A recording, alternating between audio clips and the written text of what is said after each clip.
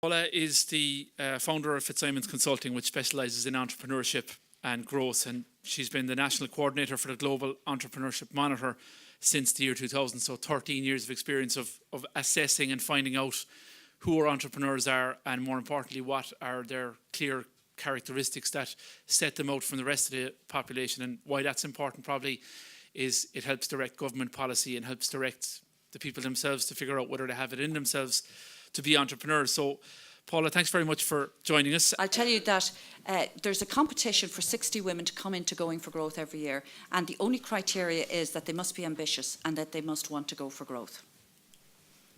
Okay, Caroline, take it away. What would you like me to tell you? I suppose I set up my business 3.5 years ago. At the time, I'm a services type business. I'm a human resources consultant, so I wasn't eligible for any kind of funding or support, etc. So I was out of all of those loops. But when I did set up, I'm lucky to live in Kerry, I suppose, very entrepreneurial. My reason for starting up, by the way, was I was in San Francisco on an entrepreneurial trip with Mary Lynch and Sean Ryan and a lot of other entrepreneurs, and I came back from the trip saying, I want to be an entrepreneur. So your statistics are right from that reason. Last October, the Enterprise Board asked me to do a presentation for women entrepreneurs at their National Enterprise Day in Portlaoise, which I did. And basically, I suppose, as part of that, all the other women that were giving presentations on the day had been part of Going for Growth, this training. And basically, they said, gee, you have to take part. So I have been taking part for the last number of months, and it's been fantastic. I suppose I'd always be the type that would say there's no difference whether you're male or female. If you're in business, you've got to be as good as your last client experience. But I suppose being in business, my ambition is to continue to grow and continue to grow. And Going for Growth, there's about 60 women on the programme. They're all really ambitious women. There's no excuse, nobody gives an excuse for why not. Everybody says, why not? Can we not do it? And it's a fantastic, I suppose, positive and motivating and inspiring place to be. We had a conference earlier this week, and we're listening to people who had been on our programme previously and have really driven their business on to become international businesses now, are really large in their chosen space. So I suppose I feel that as a female entrepreneur, I suppose it's fantastic to be involved in Going for Growth, because it gives you a huge encouragement to drive your business on to the next level.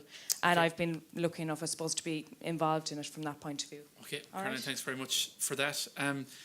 Getting back to Paula about that, talking about the ambition and his question about being on a plane, there are figures emerging that does it show that maybe the smart entrepreneurs or the new entrepreneurs are ones who are factoring in exports straight away because of what's the situation, the domestic economy in Ireland is in? Yeah. Certainly, you'll see the difference between, say, over a 10-year period. At the early part of the decade, if you like, there was much more focused on the local economy, both men and women, entrepreneurs in general, because you had a very buoyant local economy. You had a lot of people, a lot of money flowing around the economy. But now those who are setting up, more than 60% of them are actually looking at the export market. Okay. One thing I wanted to say, and before we ask where we go now, because we're running short on questions or time, and we'll take a few questions, but the measuring of the entrepreneurship in Ireland, how much of it factors in old established businesses that have been there for 20 or 30 years, very successfully run? There tends to be, I find through the media, a lot of focus on the new enterprise funds, the new businesses. Sometimes it's like the new IT growth sector, the smart economy and all that, but the nuts and bolts of an economy is the pub, the restaurant, the retailer, the small retailer. Where do they come in, and do they stay the same, or is there room for them to change? Okay. It's a very interesting question, and we do actually measure that. So we can show, for example, in Ireland that 8.3% of the population are owner-managers of established businesses, and that would be quite a high rate. It would be about the same as the United States, compares very high internationally.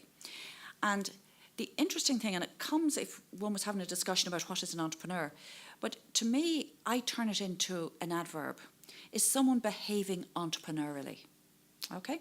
So that if you have a business, it doesn't matter how long it is, if it's 5 years old, 10 years old, 20 years old, if you have become a manager of that business, which you happen to own, you're a real owner-manager.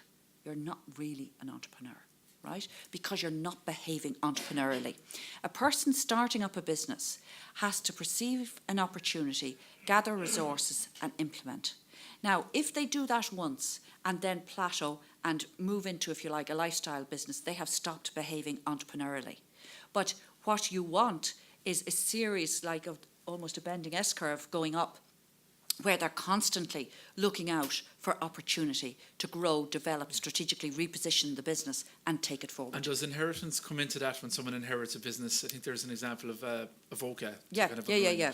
In fact, we were talking about this earlier, because I think when you get a break in continuity, so a discontinuity, you can get real entrepreneurial endeavour. It can be somebody from Ireland who's travelled overseas, come back from Australia.